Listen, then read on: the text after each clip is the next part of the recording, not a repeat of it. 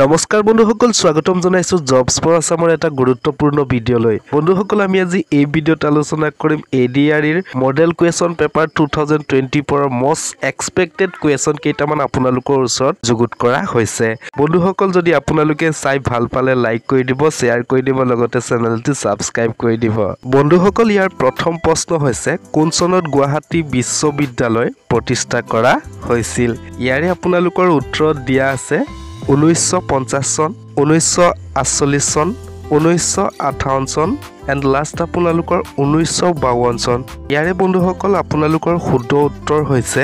1948 চনত গুৱাহাটী বিশ্ববিদ্যালয়খন প্ৰতিষ্ঠা কৰা হৈছিল বন্ধুসকল ইয়াৰে 2 নম্বৰ কুৱেশ্যন হৈছে কোন চনত অসম ভাষা বিধেয়ক গৃহীত কৰা হৈছিল ইয়াৰে আপোনালোকৰ উত্তৰ দিয়া আছে 1950 চন 1952 চন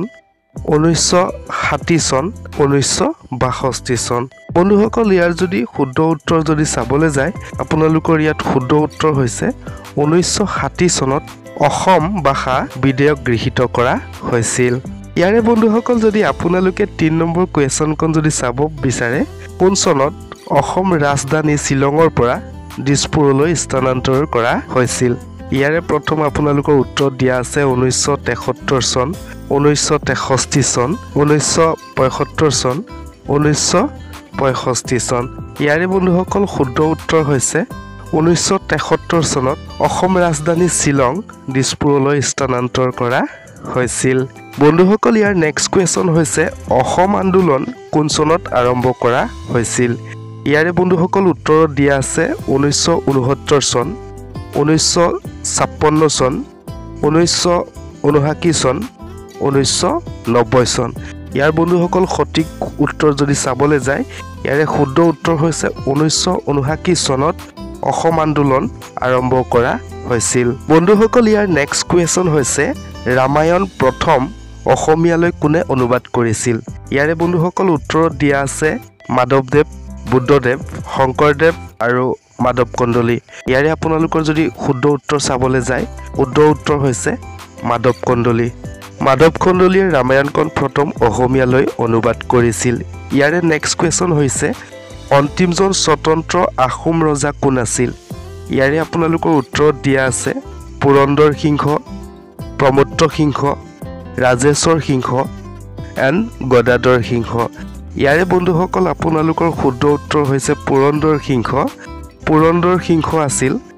স্বতন্ত্ৰ আহোম ৰজাসকলৰ অন্তিমজন ৰজা আছিল ইয়াৰে বন্ধুসকল নেক্সট কুৱেশ্যন হৈছে পাল বংশৰ প্ৰতিষ্ঠাপক কোন আছিল ইয়াৰে সূত্ৰ দিয়া আছে নাৰায়ণ পাল বিগ্ৰহা পাল ব্ৰহ্মপাল গোপাল ইয়াৰে আপোনালোকৰ শুদ্ধ উত্তৰ হৈছে ব্ৰহ্মপাল আছিল পাল বংশৰ প্ৰতিষ্ঠাপক নেক্সট যদি আপোনালোকে কুৱেশ্যন যদি চাবলৈ যায় ইয়াত নেক্সট কুৱেশ্যন হৈছে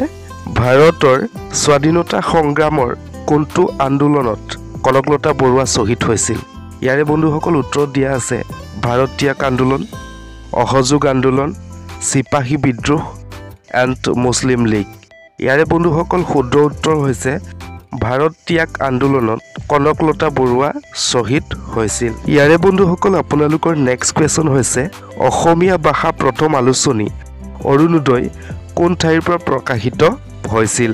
ইয়াৰে বন্ধুসকল উত্তৰ দিয়া আছে কামৰূপ শিৱসাগৰ চৰাইদেউ এণ্ড যোৰহাট ইয়াৰে বন্ধুসকল আপোনালোকৰ শুদ্ধ উত্তৰ হৈছে শিৱসাগৰ জিলাৰ পৰা অসমীয়া ভাষাৰ প্ৰথম আলোচনী অৰুণোদয়খন প্ৰকাশ পাইছিল ইয়াৰে 10 নম্বৰ কুৱেশ্যন হৈছে অসমৰ কোন ঠাইত পুৱামক্কা আৰু হয়গ্ৰীৱ মাধৱ মন্দিৰ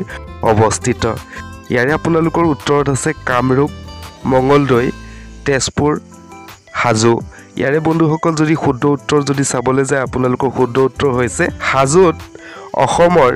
পুৱামক্কা আৰু হয়গ্ৰীৱ মাধৱ মন্দিৰ আছে ইয়াৰে বন্ধুসকল 11 নম্বৰ কুৱেশ্যন হৈছে বীৰ চিলাৰায়ৰ প্ৰকৃত নাম কি আছিল ইয়াৰে উত্তৰ দিয়া আছে শুক্লধ্বজ গদাধৰ নৰনাৰায়ণ আৰু নাৰায়ণ বন্ধুসকল ইয়াৰে শুদ্ধ উত্তৰ হৈছে শুক্লধ্বজ হৈছে বীৰ চিলাৰায়ৰ প্ৰকৃত নাম আছিল বন্ধুসকল আজিৰ প্ৰশ্নখিনি ইমানখিনিয়ে আছিল যদি আপোনালোকে PDF খন যদি চাব বিচাৰে মোৰ ভিডিও ডেসক্ৰিপচনতে লিংক দিয়া আছে তাত গৈ আপোনালোকে ডাইৰেক্ট পিডিএফখন ডাউনলোড কৰিব পাৰিব লগতে বন্ধুসকল যদি আপোনালোকে ভিডিঅ'টো চাই ভাল লাগিলে প্লিজ লাইক কৰি দিয়ক শ্বেয়াৰ কৰি দিয়ক লগতে বন্ধুসকল কমেন্ট কৰি জনাব ভিডিঅ'টো চাই কেনেকুৱা পালে ধন্যবাদ